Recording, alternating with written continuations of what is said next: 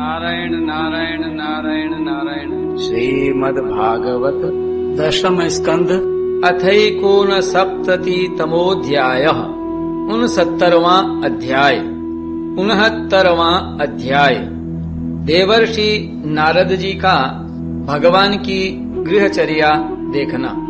श्री शुकदेव जी कहते हैं, परीक्षित, जब देवर्षि नारद ने सुना कि भगवान श्री कृष्ण ने नरकासुर भौमासुर को मारकर अकेले ही हजारों राजकुमारियों के साथ विवाह कर लिया है, तब उनके मन में भगवान की रहन सहन देखने की बड़ी अभिलाषा हुई। वे सोचने लगे, अहो, यह कितने आश्चर्य की बात है कि भगवान श्री कृष्ण ने एक ही शरीर से एक ही समय 16,000 महलों में अलग अलग 16,000 राजकुमारियों का पाणी ग्रहण किया। देवर्षि नारद इस उत्सुकता से प्रेरित होकर भगवान की लीला देखने के लिए द्वारका आ पहुँचे। वहाँ के उपवन और उद्यान खिले हुए रंग बिरंगे पुष्पों से लदे वृक्षों से परिपूर्ण थे। उन पर तरह तरह के पक्षी चहक रहे थे और भौरे गुंजार कर रहे थे। निर्मल जल से भरे सरोवरों में नीले, लाल और सफेद रंग के भांति भांति के कमल खिले हुए थे। कुमुद, कोई और नवजात कमलों की मानो भीड़ ही लगी हुई थी। उनमें हंस और सारस कलरव कर रहे थे। द्वारकापुरी में स्फटिक मणि और चांदी के 9 लाख महल थे। वे फर्श आदि में जड़ी हुई महामरकत मणि पन्ने की प्रभा से जगमगा रहे थे और उनमें सोने तथा हीरों की बहुत सी सामग्रियां शोभायमान थीं। उनके राजपथ, बड़ी बड़ी सड़कें, गलियां, चौराहे और बाजार बहुत ही सुंदर सुंदर थे। घुड़साल आदि पशुओं के रहने के स्थान, सभा भवन और देव मंदिरों के कारण उसका सौंदर्य और भी चमक उठा था। उसकी सड़कों, चौक, गली और दरवाजों पर छिड़काव किया गया था। छोटी छोटी झंडियां और बड़े बड़े झंडे जगह जगह फहरा रहे थे, जिनके कारण रास्तों पर धूप नहीं आ पाती थी। उसी द्वारका नगरी में भगवान श्री कृष्ण का बहुत ही सुंदर अंतःपुर था। बड़े बड़े लोकपाल उसकी पूजा प्रशंसा किया करते थे। उसका निर्माण करने में विश्वकर्मा ने अपना सारा कला कौशल, सारी कारीगरी लगा दी थी। उस अंतःपुर में भगवान के रानियों के 16,000 से अधिक महल शोभायमान थे। उनमें से एक बड़े भवन में देवर्षि नारद जी ने प्रवेश किया। उस महल में मूंगों के खंभे, वैदूर्य के उत्तम उत्तम सज्जे तथा इंद्र नीलमणि की दीवारें जगमगा रही थीं और वहाँ की गचें भी ऐसी इंद्र नीलमणियों से बनी हुई थीं, जिनकी चमक किसी प्रकार कम नहीं होती।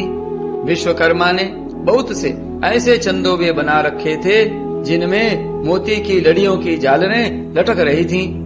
हाथी दांत के बने हुए आसन और पलंग थे, जिनमें श्रेष्ठ श्रेष्ठ मणि जड़ी हुई थी। बहुत सी दासियां गले में सोने का हार पहने और सुंदर वस्त्रों से सुसज्जित होकर तथा बहुत से सेवक भी जामा, पगड़ी और सुंदर सुंदर वस्त्र पहने तथा जटाऊ कुंडल धारण किए अपने अपने काम में व्यस्त थे और महल की शोभा बढ़ा रहे थे। अनेकों रत्न प्रदीप अपनी जगमगाहट से उसका अंधकार दूर कर रहे थे। अगर की धूप देने के कारण झरोखों से धुआं निकल रहा था। उसे देखकर रंग बिरंगे मणिमय छज्जों पर बैठे हुए मोर बादलों के भ्रम से कूक कूक कर नाचने लगते। देवर्षि नारद जी ने देखा कि भगवान श्री कृष्ण उस महल की स्वामिनी रुक्मिणी जी के साथ बैठे हुए हैं और वे अपने हाथों भगवान को सोने की डांडी वाले चमर से हवा कर रही हैं। यद्यपि उस महल में रुक्मिणी जी के समान ही गुण, रूप, अवस्था और वेशभूषा वाली सहस्रों दासियां भी हर समय विद्यमान रहती थीं। नारद जी को देखते ही समस्त धार्मिकों के मुकुटमणि भगवान श्री कृष्ण रुक्मिणी जी के पलंग से सहसा उठ खड़े हुए। उन्होंने देवर्षि नारद के युगल चरणों में मुकुट युक्त सिर से प्रणाम किया और हाथ जोड़कर उन्हें अपने आसन पर बैठाया। परीक्षित, इसमें संदेह नहीं कि भगवान श्री कृष्ण चराचर जगत के परम गुरु हैं और उनके चरणों का धोवन गंगा जल सारे जगत को पवित्र करने वाला है। फिर भी वे परम भक्त वत्सल और संतों के परम आदर्श उनके स्वामी हैं। उनका एक असाधारण नाम ब्रह्मण्य देव भी है। वे ब्राह्मणों को ही अपना आराध्य देव मानते हैं। उनका यह नाम उनके गुण के अनुरूप एवं उचित ही है। तभी तो भगवान श्री कृष्ण ने स्वयं ही नारद जी के पांव पखारे और उनका चरणामृत अपने सिर पर धारण किया। नर शिरोमणि, नर के सखा, सर्वदर्शी पुराण पुरुष भगवान नारायण ने शास्त्रोक्त विधि से देवर्षि शिरोमणि भगवान नारद की पूजा की। इसके बाद अमृत से भी मीठे किंतु थोड़े शब्दों में उनका स्वागत सत्कार किया और फिर कहा, प्रभो, आप तो स्वयं समग्र ज्ञान, वैराग्य, धर्म, यश, श्री और ऐश्वर्य से पूर्ण हैं। आपकी हम क्या सेवा करें? देवर्षि नारद ने कहा, भगवन, आप समस्त लोकों के एकमात्र स्वामी हैं। आपके लिए यह कोई नई बात नहीं है कि आप अपने भक्त जनों से प्रेम करते हैं और दुष्टों को दंड देते हैं। नैवाद्भुतम त्वयि विभो खिल लोकनाथे मैत्री जनेषु सकलेषु दमः खलानाम।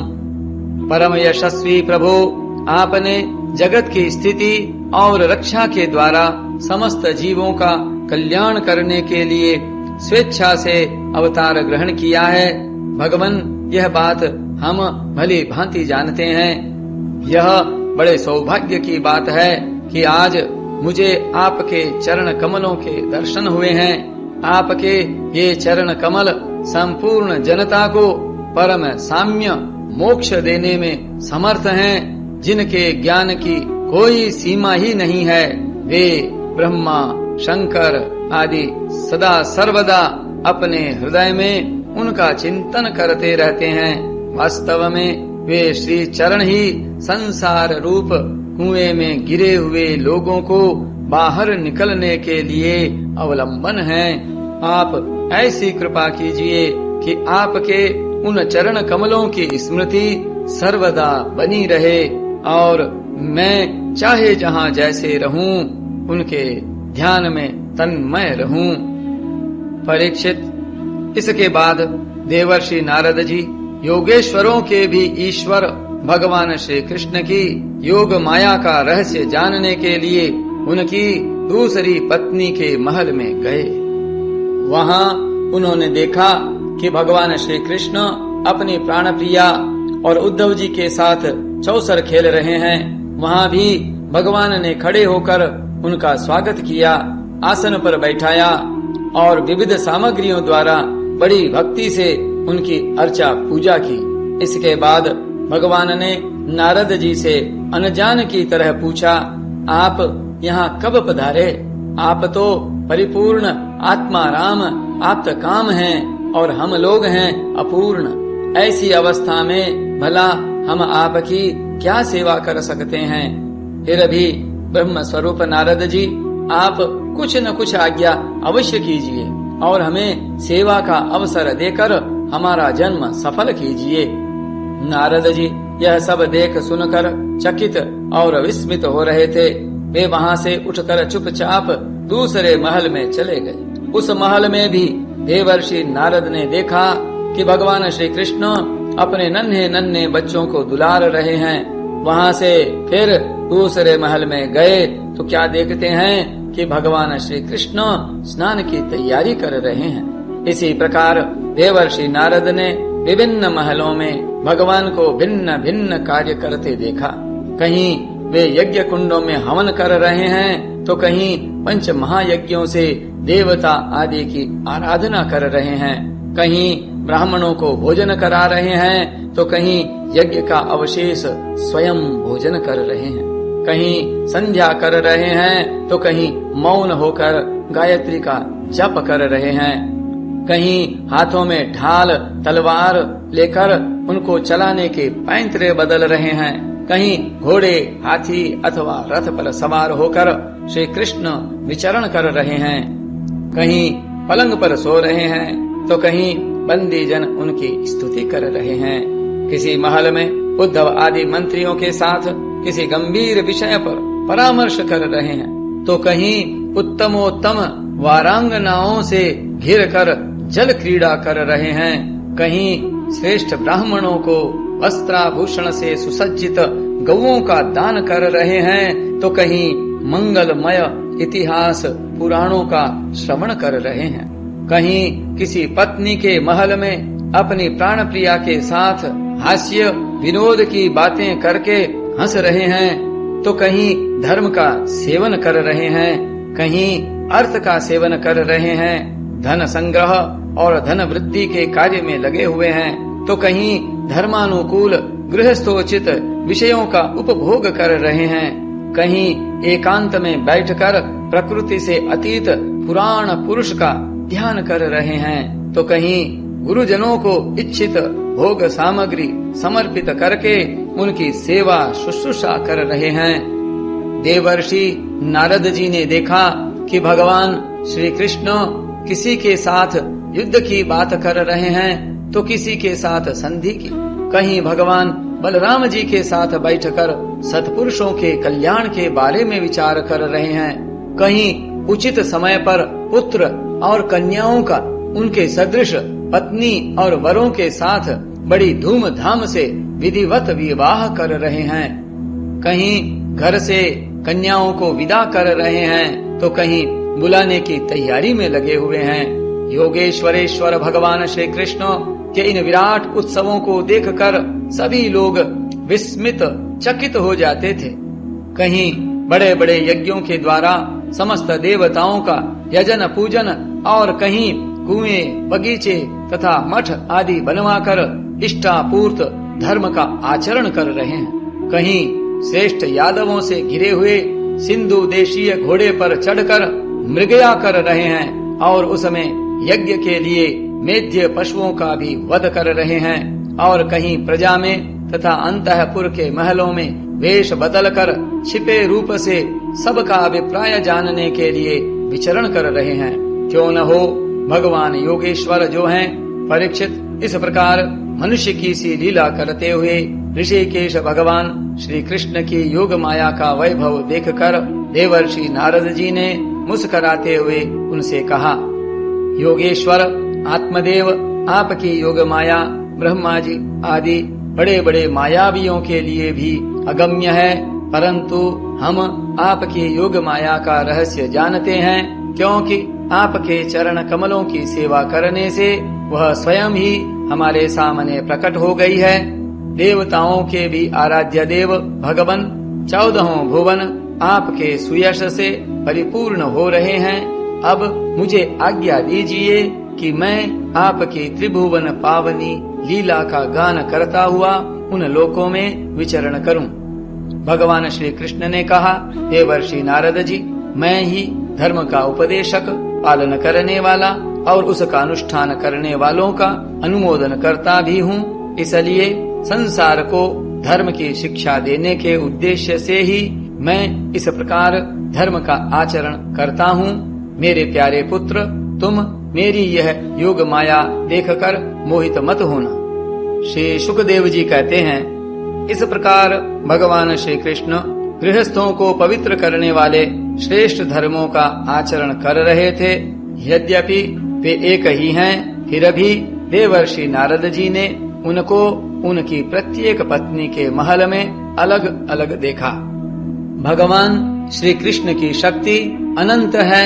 उनकी योग माया का परम ऐश्वर्य बार बार देखकर देवर्षि नारद के विस्मय और कौतूहल की सीमा न रही। द्वारका में भगवान श्री कृष्ण गृहस्थ की भांति ऐसा आचरण करते थे मानो धर्म अर्थ और काम रूप पुरुषार्थों में उनकी बड़ी श्रद्धा हो, उन्होंने देवर्षि नारद का बहुत सम्मान किया। वे अत्यंत प्रसन्न होकर भगवान का स्मरण करते हुए वहां से चले गए। राजन, भगवान नारायण सारे जगत के कल्याण के लिए अपनी अचिंत्य महाशक्ति योग माया को स्वीकार करते हैं और इस प्रकार मनुष्यों की सी लीला करते हैं। द्वारकापुरी में 16,000 से भी अधिक पत्नियां अपनी सलज्ज एवं प्रेम भरी चितवन तथा मंद मंद मुस्कान से उनकी सेवा करती थीं और वे उनके साथ विहार करते थे। भगवान श्री कृष्ण ने जो लीलाएं की हैं उन्हें दूसरा कोई नहीं कर सकता। परीक्षित, वे विश्व की उत्पत्ति, स्थिति और प्रलय के परम कारण हैं। जो उनकी लीलाओं का